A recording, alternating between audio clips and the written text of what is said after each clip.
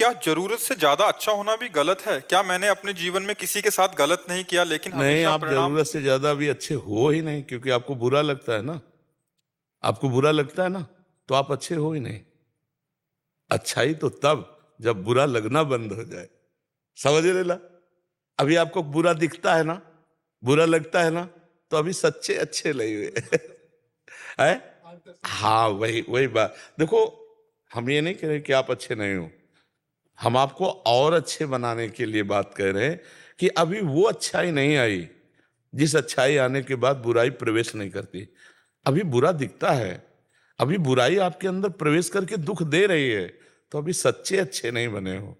अच्छे तब बनोगे जब द्वंद्व विमुक्ता, कोई भी द्वंद्व, मान अपमान, सुख दुख, लाभ हानि, निंदा स्तुति, ये आपको स्पर्श न कर पावे, तब आप अच्छे बनोगे। अच्छे तब बनोगे जब सब में सिय राम मैं सब जग जानी और करो प्रणाम जोर जुग पानी। सबको प्रणाम करोगे तब अच्छे बनोगे। और ये स्थिति आएगी भगवान के नाम जप से। नाम जप करो, सत्संग सुनो, भगवान की लीलाओं का गायन करो, तो अपने आप देखोगे धीरे धीरे धीरे आप सच्चे अच्छे बन जाओगे। अच्छाई का मतलब अहम नहीं है। और अहम की पहचान दूसरों में अवगुण देखना, अपने में गुण देखना। दूसरों में बुरा भाव देखना, अपने में अच्छा भाव देखना, ये अहंकार का लक्षण है। और सबसे ज्यादा बुराई अहंकार में ही होती है। अहंकारी का पतन होता है। अहंकार रहित हो जाना ही सच्ची अच्छाई है। तो अच्छाई की तरफ हमारे कदम बढ़ रहे हैं, पर हम अभी अच्छे नहीं हुए। ये स्वीकार करोगे ना बात, तो आप आगे बढ़ जाओगे, आप सच्चे अच्छे बन जाओगे। जब, हाँ, जब आपकी अखंड प्रसन्नता में कोई बाधा न पहुंचा पावे, तब आप सच्चे अच्छे बन गए। तो वो होता है ब्रह्मभूता। ब्रह्मभूता प्रसन्नात्मा, न सोचते न कांक्षते। न कोई सोच है, न कोई चाह है। इतना आनंद है भगवान के चरणों में भाई। एक बार चित्त जुड़े तो, अभी तो बहुत नीचे, अभी तो ऐसा लगता है जैसे आप वचन बोले ना कि कितना अच्छा, कब तक अच्छा। लोग दिखाई दे रहे हैं ना, बुराई दिखाई दे रही ना, अभी बहुत नीचा स्तर है। नहीं, जैसे अध्यात्म की दृष्टि से ना देखे तो आपकी बड़ाई हो जाएगी। सठे साठ्यम समाचरित, ये भी उत्तर है एक। लेकिन अध्यात्म का उत्तर नहीं है, ये प्रपंच का उत्तर है। अध्यात्म का उत्तर है कि तुम इतने मजबूत बनो कि कोई भी बुराई तुम्हारे हृदय में प्रवेश न करे, कोई भी तुम्हें बुरा न दिखाई दे, और तुम सब में भगवान को देखकर इस माया पर विजय प्राप्त कर लो। माया पर विजय प्राप्त करने की बात है, भगवान की प्राप्ति की बात है।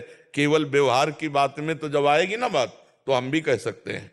अब हम उतर के बोल रहे हैं पहले प्रश्न के पहले उत्तर को, अध्यात्म से, शुद्ध अध्यात्म से, जिसे परमार्थ कहते हैं। अब व्यवहार मिश्रित उत्तर दे रहे हैं कि यदि हम दबते चले जा रहे हो, आप गाली देते चले जा रहे हो, तो हम तब तक सहेंगे जब तक एक सीमा है। भगवान ने भी 100 अपराध कहे थे और 101 होने पर सुदर्शन चक्र चला दिया था। ये व्यवहारिक बात है। तुम धर्म के प्रति, भगवान के प्रति, इष्ट के प्रति अगर जरा भी हमें गाली दे लो, लेकिन अगर सीमा उल्लंघन किए, तो जितना तप है, भजन बल है, शारीरिक बल है, व्यवहार बल है, उसका प्रयोग करके आपको शासन मिलेंगे। ये व्यवहारिक उत्तर है, परमार्थिक उत्तर नहीं है। व्यवहारिक उत्तर अच्छा लगेगा, नहीं लगेगा? ये व्यवहारिक उत्तर अच्छा लगेगा, लेकिन परमार्थिक उत्तर जो है वो ये है कि कोई भी बुरा हमको दिखे ना, और कोई भी बुराई हमको परास्त न कर पावे, कोई भी दुख हमारी प्रसन्नता को न छुपाए, क्योंकि सर्वम खलमिदम ब्रह्म, सब जगह वही विराजमान है। कौन बुरा है? सच्चा ज्ञान, सच्ची अच्छाई तो यही है ना कि बुरे में भी मुझे भगवान दिखाई दें और हम उसको सह जाएं। लेकिन ये परमार्थ व्यवहार में, व्यवहार का दूसरा स्वरूप होता है। अगर आप परमार्थ के पथिक बनना चाहते हैं, तो इतनी अच्छाई लाओ कि आप में किसी को बुरा देखने की बात ही ना आवे, किसी का बुरा करने की बात ही ना आवे। नहीं ना? और हमें लगता है अच्छाई का प्रभाव बहुत जोर का पड़ता है। पड़ता है। जब आप 10 बार किसी से अच्छा ही बर्ताव करेंगे, तो 10 बार बुरा करने वाला एक दिन रो के आपके पैर पकड़ लेगा। एक नाथ जी महाराज, महाराष्ट्र के गंगा स्नान, वहां गोदावरी है, तो गोदावरी गंगा स्नान करने गए तो ऊपर अन्य धर्मावलंबी का मकान था।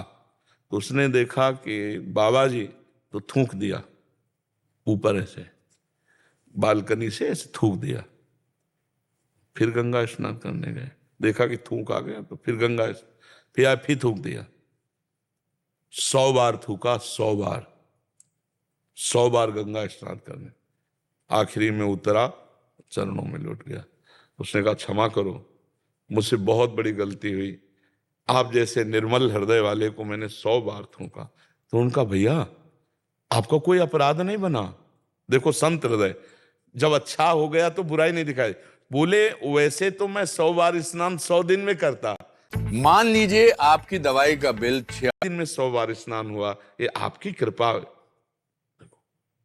वो पानी पानी हो गया, दोबारा कभी उसने उनके। तो हमें लगता है हम अगर सच्चे से अच्छाई धारण करें तो सामने वाला परिवर्तित हो जाएगा और हमको बुराई नहीं दिखाई दी। एकनाथ जी ने उसमें बुरा नहीं देखा, वो कहा कि भैया जो हम 100 दिन में गंगा स्नान का लाभ लेते वो एक दिन में आपने दे दिया, ये तो आपकी कृपा हुई ना। तो ऐसे देखा जाता है परमा। जैसे हमें कोई गाली दे रहा है तो हमें सोचना है कि कोई पूर्व का प्रारब्ध है जो भगवान कटु वचन सुना करके क्षमा करवा रहे हैं, अब वो मार्जन करवा रहे हैं। बड़ी कृपा है कि वाणी से बोल करके हमारे हृदय को जलाकर ठीक कर रहे हैं, नहीं तो शारीरिक दंड देते। ये तो भगवान की कृपा हुई कि बातचीत से निपटा रहे हैं, ऐसे सोचा जाता है। पॉजिटिव सोचा जाता है, नेगेटिव नहीं सोचा जाता। जैसे कि किसी कोई नाराज हुआ, 2 थप्पड़ मार दिए, तो कोई बहुत बड़ा प्रारब्ध था, भगवान ने प्रेरित किया, इसको तो हम जानते भी नहीं, कोई घटना, धक्का लग गया कोई, और इसने हमको 2 थप्पड़ मार, भगवान इसके द्वारा हमें पावन किए हैं, अब काहे को गुस्सा आएगी। ऐसे विचार किया जाता है पॉजिटिव। जैसे अपनी जबान अपने दांत से कट जाए तो हम किसको गाली देंगे। अपने हाथ के द्वारा भी अपने शरीर में कभी कभी चोट लग जाती है, चाकू लग जाती है, किसको हंसी देते हैं, यार वो चूक हो गई। हमको ऐसे ही अपने अंगों के द्वारा अपने अंगों को जैसे पीड़ा पहुंचती है तो हम किसी से रिपोर्ट नहीं करते, किसी को मारते पीटते नहीं, सह जाते हैं। हम ही फिसल के गिर गए और बहुत चोट लग गई तो हम किसी को कुछ कहते थोड़ी है। ऐसे ही हमारा प्रारब्ध सामने वाले व्यक्ति के अंदर जाकर प्रतिकूलता का रूप पैदा करके हमको जो जलाता है वो हमारे पाप नष्ट करता है। ये अध्यात्म है, अध्यात्म से समझा जाए। जी। डॉक्टर वीरा भट्ट